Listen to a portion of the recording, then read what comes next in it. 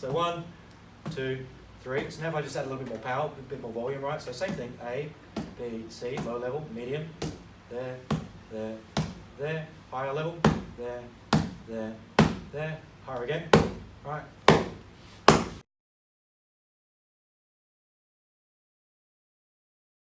But this is something I do with my students where everything up to like Bilgi level of punching, with Bilgi level of punching, it gets too dangerous to use these, but it's actually safer to use a book than a pad for under that, right?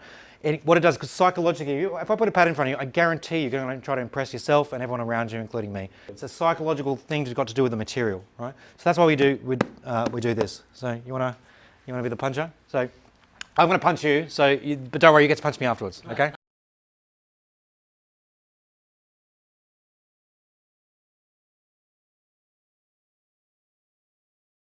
This is what I call the 6-step punching drill, and every single step incorporates at least one, sometimes more than one, internal aspect of Wing Chun, right?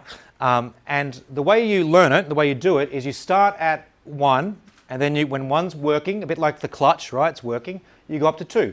But say you're driving a car and you go up to number 2, and all of a sudden you don't use the clutch anymore. You have to go back to 1, right? So you go 1, 2, and then you go 1, 2, and 3.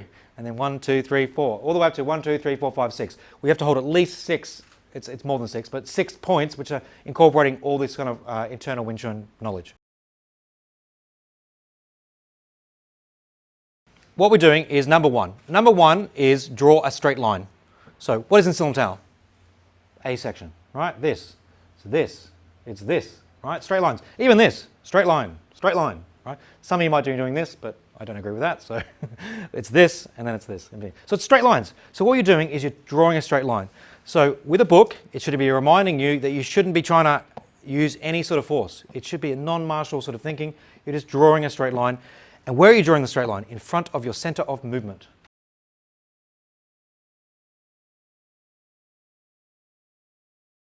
So we're just drawing a straight line. And then it's the hardest step, right? So when you're going up, if you get more sensitive, you'll actually go back to 1 and make sure it's straight line. So what people tend to do is they tend to do that, or they go like that, right? They're going like that, or they go like that. That's the 2 major things, because it's actually incredibly hard to punch along right the center line. As soon as you move your feet like this, and you can allow to do that, it's actually pretty easy to draw a center line. It's the Chum Kyu sort of way of moving. It's actually quite easy either be punching along the center line, just drawing a straight line, right? 1, 1. And so I have some students, if they're smart, they'll just never move on from 1 until they feel ready. That's not true. That's not how I teach. Let me correct myself. I encourage you to experiment with up, but always be wanting to come back to your home base, right? So as you go up to 2, then come back to 1.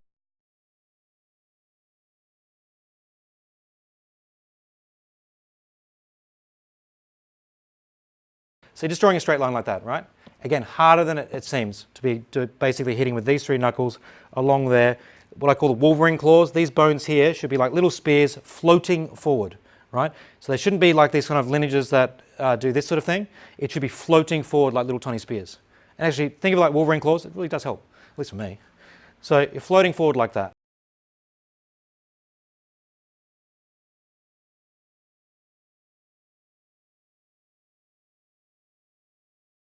Don't be afraid to give advice to somebody showing you this. But which one do you want? Middle, I guess this is right. He's doing right, great. If he's not, then you're doing it. Okay, I'll be right back. Okay, so what's number 1? But this is keeping dead still. Yep. This bone here, these little bones here. Okay. So you're aiming, of course, with these bottom 3 knuckles, and you're thinking like Wolverine. You're just keeping them still and punching into the target. Okay. And so when you hit it, just touch it. Just touch. No force. Just touch. Point-based scoring martial arts, they teach you how to move extremely fast, but it's not really going in, right? Because so I've taught someone like that, and they're really fast, but they can't for the life of them put force in their body, even though it's distressing to them. And second step is what I call the hitting into the book step, but it also includes a relaxation part. So if you know how to relax, just add that to it. But what I mean by hitting into the book is no longer aiming at the surface anymore, you're aiming 2 centimeters into the book, right? So say the center of the book, right? You're not aiming to the body, you're just aiming to the book. So what you're doing then is just teaching yourself to deliver force into the object. And you don't aim all the way into their spine and rip it out, you just aim a little bit below the surface. So if I was aiming for his chin, I'd be aiming that far into it, right? But I'd be sending the force to the center of his head, right? And if I aim for the body, I enter for the center line. So that's no way of putting it. You can imagine this central axis that runs through the body, and you're just trying to dent it with force. Okay, we're not going to go to 3 just yet. So I need to describe what this is. What you want to do is you want to train yourself not to use the opposing muscle groups to slow yourself down. That's what's happening when I go like that. I'm actually at the last minute going and putting the brakes on, right? Instead, what you want to do is I want to use you as my brake. It's like like a drunk driver crashing into a wall, right? That's what I like that. And you are slowing my arm down. Your weight, the weight of the book and the weight of the person, right? So that's all that is. But again, I'm not trying to hurt you. I'm not trying to move fast. I'm not trying to generate a lot of power. It's non-martial thinking, right? It's just letting that slow me down. And so that's another way of thinking about relaxation, or relaxation helps you to do that is a better way of putting that.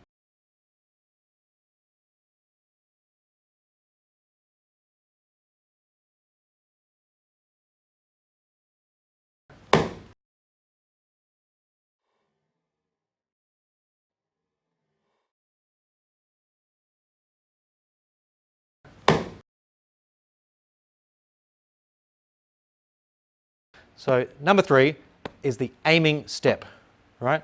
So you need contrast for this to work. So I was not someone who was a natural aimer, but I knew this about myself, and I didn't bother myself. I go, I'll get it eventually, right? That's always been my opinion in Wing Chun. And if someone says, oh, you can't do that, I go, yet. So just add the word yet to your vocabulary.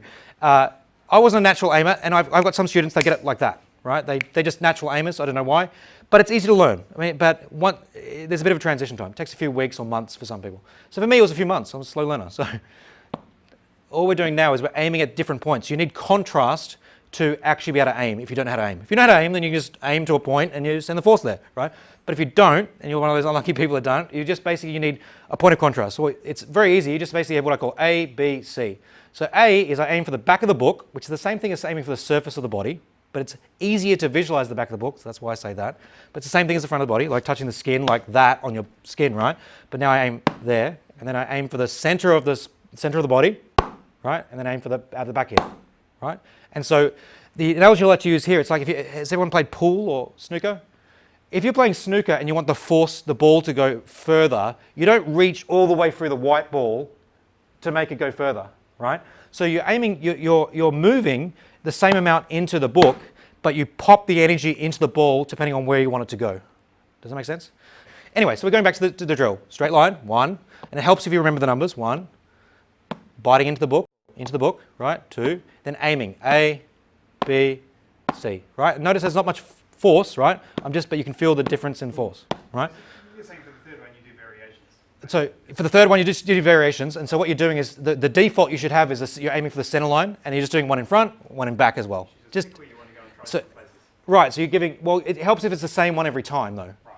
because it allows you to then to automate it. If you always constantly change it, you can do that at a later stage, like when you go, well, this is easy. I've mastered this sort of thing. There, you can aim at different things. But when you're learning the drill, just go like that. So, for example, with my most advanced student, I've told him, don't do it until you're don't go like 1, 1, 1, then when you're ready to. He just goes 1, 1 plus 2, 1 plus 2 plus 3, boom, boom, boom, boom, right? And then he's getting to the stage now where he's just like, he doesn't even do that if he doesn't want to. He can just go all of them at once, right? Does that make sense? So you build up to it, and then once you can kind of get the contrast and get the idea of aiming, that's more about if you're one of those natural aimers, then this will just seem easy, and you won't know what the fuss is about for other people. But for other people who don't know how to aim, it's a bit strange. They confuse how far you reach into the object with where you send the force. And again, I was like that, so I'm totally sympathetic. It took me months to grasp it. So anyway, so 1, 2, A, B, C. Now we get to the stage where we're finally actually putting some force into it, right?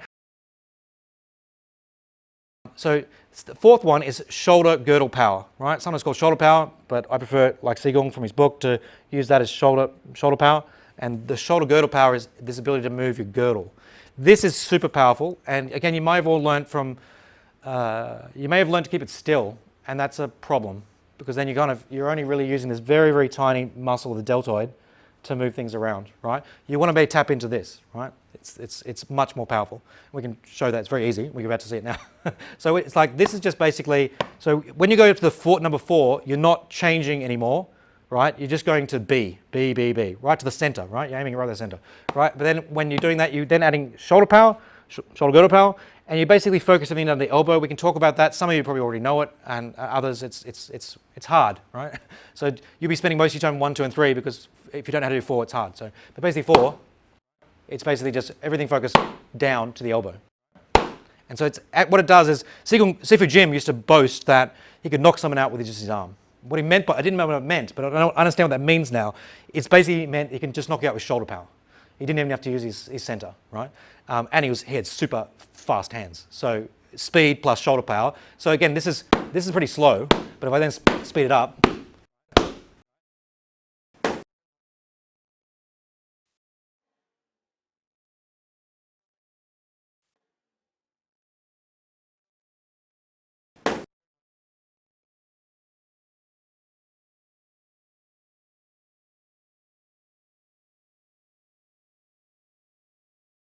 right? What you can't see is actually there's a shock wave going through the body because the book is a bit more firm, unlike the pads. So you don't have to try hard to get the force going through. It's not like hitting a pillow.